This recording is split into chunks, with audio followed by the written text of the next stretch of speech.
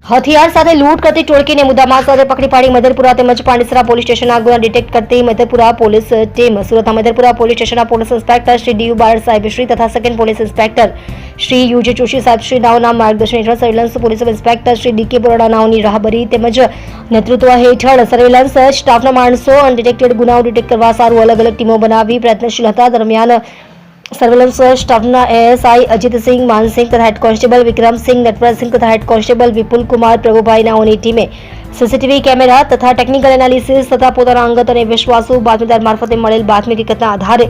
લૂંટના ગુનાના 4 આરોપીઓને 3 mobile phone તથા 2 છરા તથા લૂંટનો ગુનો કરવામાં ઉપયોગ કરેલ ઓટો રિક્ષા મળી કુલ ₹1,67,000 રૂપિયાના મુદ્દામાલ સાથે આરોપીઓ મંગરૂકુમાર રામરતીબેન ધીરુ ઉર્ફે આઈચા રાજાભાઈ પ્રજાપતિ શાહિદ ઉર્ફે માફિયા ફારૂક શેખ અંકિત ઉર્ફે શેંડા રામ પ્રસદા વિશ્વકર્માને પકડી પાડી બંને પોલીસ સ્ટેશનના ગુનાઓ ડિટેક્ટ કરીને ઉત્કૃષ્ટ અને પ્રશંસનીય કામગીરી કરેલ છે. તમે જોઈ રહ્યા છો સૌથી પહેલા ન્યૂઝ આપનાર સેવા ન્યૂઝ ગુજરાત અજમલ જાદવની સાથે.